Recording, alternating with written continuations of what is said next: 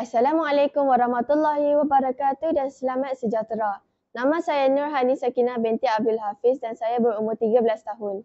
Saya bersekolah di Sekolah Menengah Kebangsaan Taman Sejahtera Bukit Mertajam Pulau Pinang.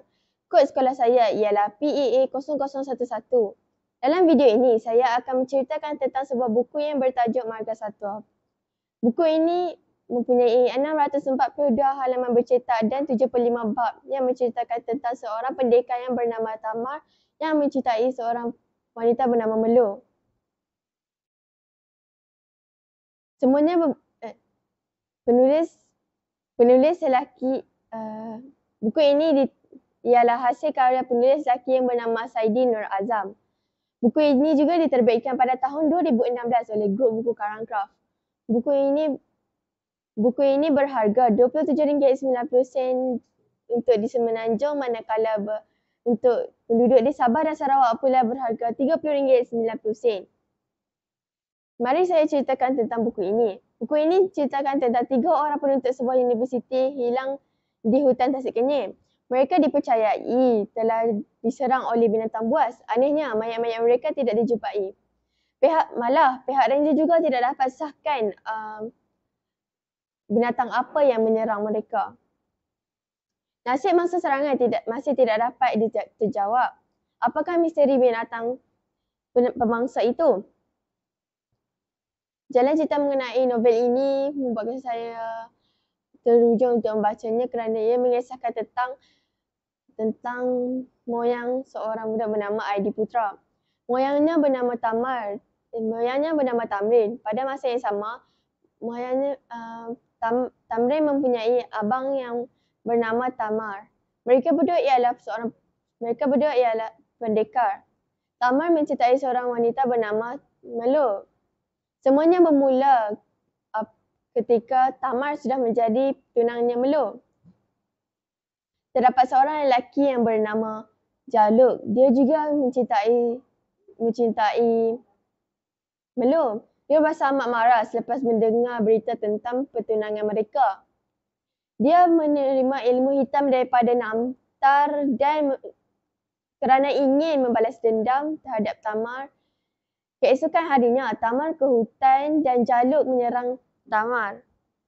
Tamrin datang untuk menolong Tamar. Lalu, Jaluk terkejut dan melarikan diri. Tamrin membawa Tamar ke kampung sebelah untuk menerima rawatan. Jaluk pulang ke kampung dan menyebarkan fitnah bahawa Tamar sudah mati ketika cuba untuk membunuhnya. Selepas sebulan, Tamar kembali ke kampung itu dengan wajah yang buruk dan hodoh.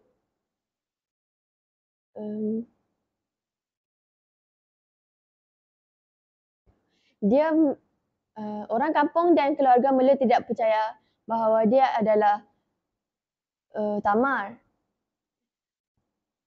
Pada masa yang sama, Melo sudah menjadi isteri kepada Jaluk dan sedang berbadan dua. Tamar berasa amat marah dan menikam perut Melo tanpa berasa bersalah. Jaluk ketakutan dan melarikan diri. Tamar juga menyembunyikan diri kerana dia telah membunuh Melo. Selepas beberapa hari, Tamar ke kampung sebelah. Selepas beberapa hari, Namtar berjumpa dengan Tamar dan Tamar menerima ilmu hitam kerana dia ingin membalas dendam. Keesokan harinya, Tamar ke kampung itu dan menyerang orang-orang di sana. Selepas beberapa hari, Tamar ke kampung sebelah pula dan menyerang orang-orang di sana. Akan tetapi, Tamrin menghalang dia dan menggunakan keris ganjeras untuk melawan dengan Tamar. Namtar nampak keris itu dan menyuruhnya merampas keris tersebut. Tamrin menikam Tamar dan Tamar lari kesakitan ke dalam hutan. Adi yang sesat di dalam hutan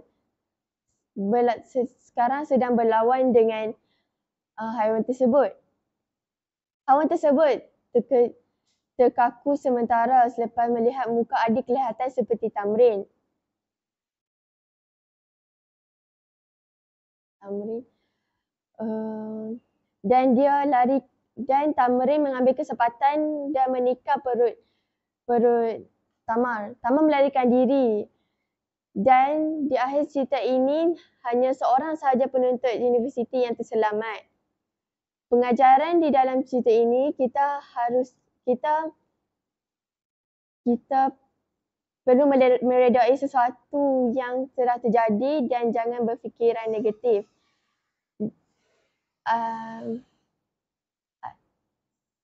Akhir sekali, saya terima kasih.